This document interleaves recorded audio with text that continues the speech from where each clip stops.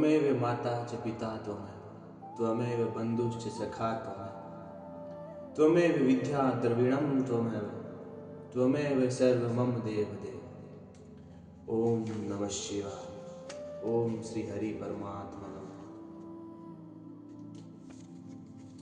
प्रिय श्रोताओं, आज है श्रीमद् भागवत गीता के 16वें अध्याय का महात्म्य।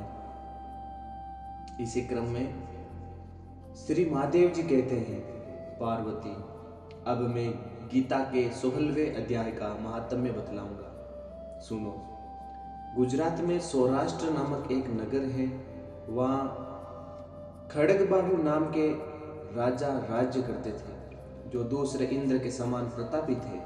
उनके एक हाथी था जो मद बहाया करता और सदा मद से उन्मत्त रहता था। उस हाथी का नाम था अरिमर्दन। एक दिन में वह हठात सांकलों और लोह के खंभों को तोड़ फोड़ कर बाहर निकला। हाथीवान उसके दोनों ओर अंकुश लेकर डरा रहे थे, किंतु क्रोधवश उन सब की अवहेलना करके उसने अपने रहने के स्थान हथीसार को ढहा दिया। उस पर चारों ओर से भालों की मार पड़ रही थी, फिर भी हाथीवान ही डरे हुए थे। हाथी को तनिक भी भय नहीं होता था। इस कौतूहलपूर्ण घटना को सुनकर राजा स्वयं हाथी को मनाने की कला में निपुण राजकुमारों के साथ वहां आए। आकर उन्होंने उस बलवान दंतेले हाथी को देखा।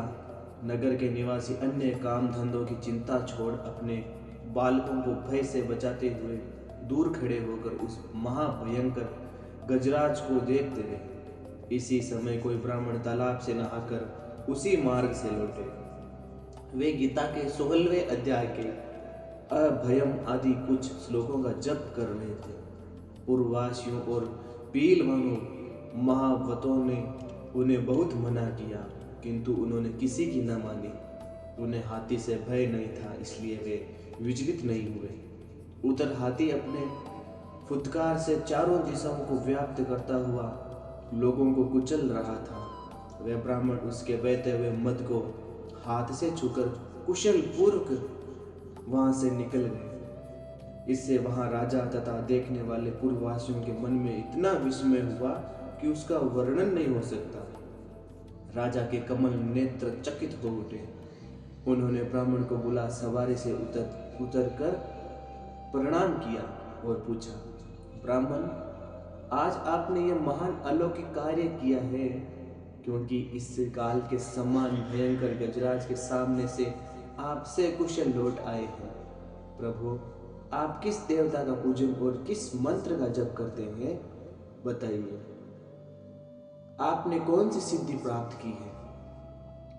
इसी प्रकार ब्राह्मण ने कहा, राजन, मैं प्रतिदिन गीता के 16वें अध्याय के कुछ श्लोकों का जप किया करता हूँ।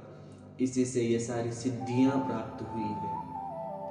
श्री महादेव जी कहते हैं, तब हाथी का कौतूहल देखने की इच्छा छोड़कर राजा ब्राह्मण देवता के साथ अपने महल में आए। वहां शुभ मुहूर्त देखकर 1,00,000 स्वर्ण मुद्राओं की दक्षिणा दे उन्होंने ब्राह्मण को संतुष्ट किया और उनसे गीता मंत्र की दीक्षा ली। गीता के 16वें अध्याय के अभयम आदि कुछ श्लोकों का अभ्यास कर लेने के बाद उनके मन में हाथी को छोड़कर उसके कौतुक देखने की इच्छा जागृत हुई। फिर तो एक दिन सैनिकों के साथ बाहर निकलकर राजा ने हाथीवानों से उसी मत गजराज का बंधन खुलवाया। वे निर्भय हो गए। राजा के सुख विलास के प्रति आदर का भाव नहीं रहा। वे अपना जीवन तृणवत समझकर हाथी के सामने चले गए। साहसी मनुष्यों में अग्रगण्य राजा खड़गबाहु मंत्र पर विश्वास करके हाथी के समीप गए और मद की अनवरत धारा बहते हुए उसके गढ़ स्थल को हाथ से छूकर सकुशल लौट आए।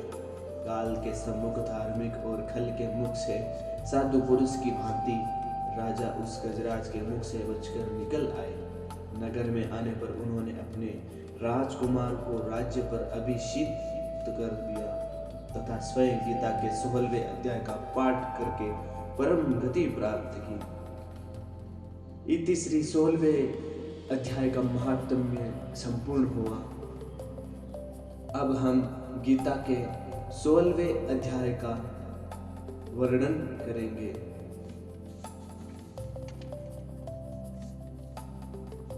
श्री कृष्ण भगवान फिर बोले, हे अर्जुन, देवी संपदा जिन पुरुषों को प्राप्त है तथा जिनको आसुरी संपदा प्राप्त है, उनके लक्षण पृथक पृथक कहता हूँ। उनमें से सर्वथा भय का अभाव, अंतःकरण की अच्छी प्रकार से स्वच्छता, तत्व ज्ञान के लिए ध्यान योग में निरंतर दृढ़ निस्थिति और सात्विक दान तथा इंद्रियों का दमन, भगवत पूजा और अग्निहोत्रादि उत्तम कर्मों का उच्चारण एवं वेद शास्त्रों के पठन पाठन पूर्वक भगवान के नाम और गुणों का कीर्तन तथा स्वधर्म पालन के लिए कष्ट सहन करना एवं शरीर और इंद्रियों के सहित अंतःकरण की सरलता तथा मन, वाणी और शरीर से किसी प्रकार को कष्ट न देना तथा यथार्थ और प्रिय भाषण, अपना अपकार करने वाले पर भी क्रोध का न होना,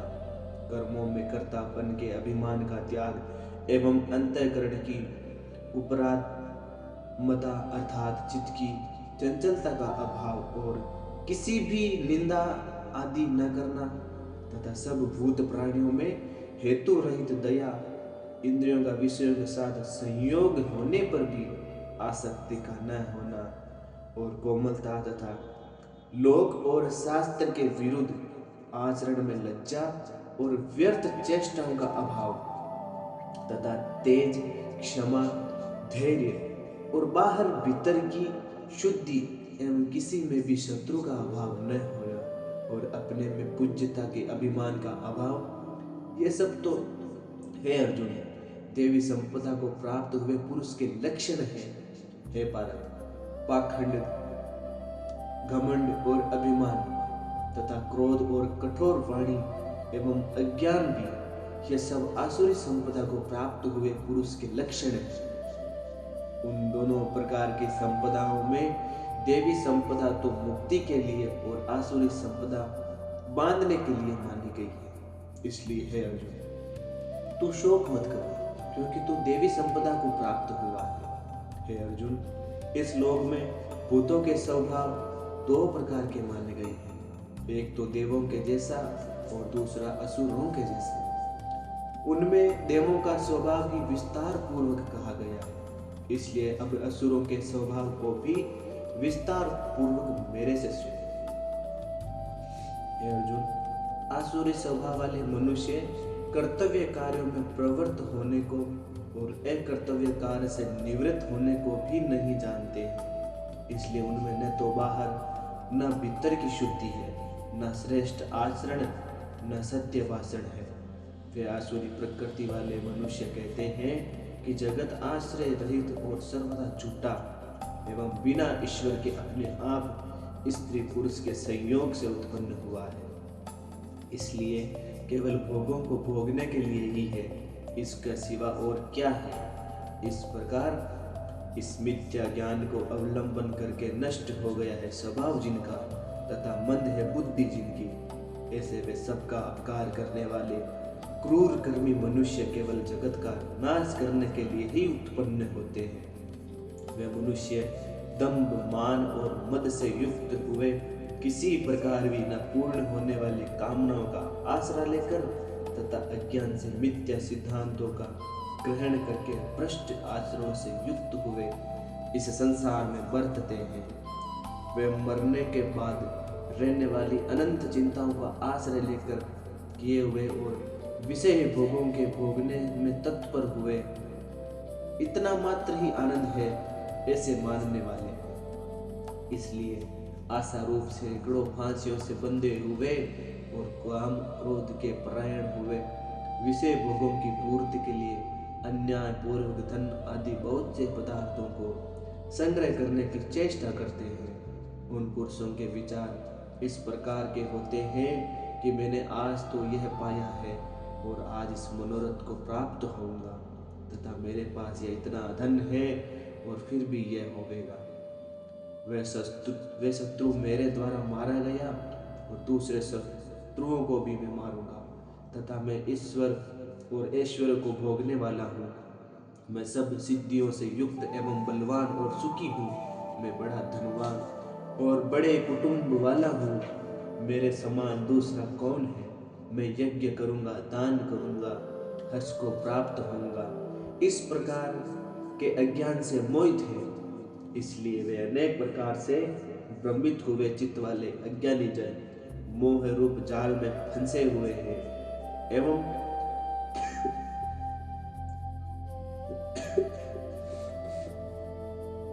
विषय भोगों में अत्यंत आसक्त हुए महान अपवित्र नरक में गिरते हैं। वे अपने आप को ही श्रेष्ठ मानने वाले घमंडी पुरुष धन और मान के मत से युक्त हुए, शास्त्र विधि से रहित, केवल नाम मात्र के यज्ञों द्वारा पाखंड से यजन करते हैं।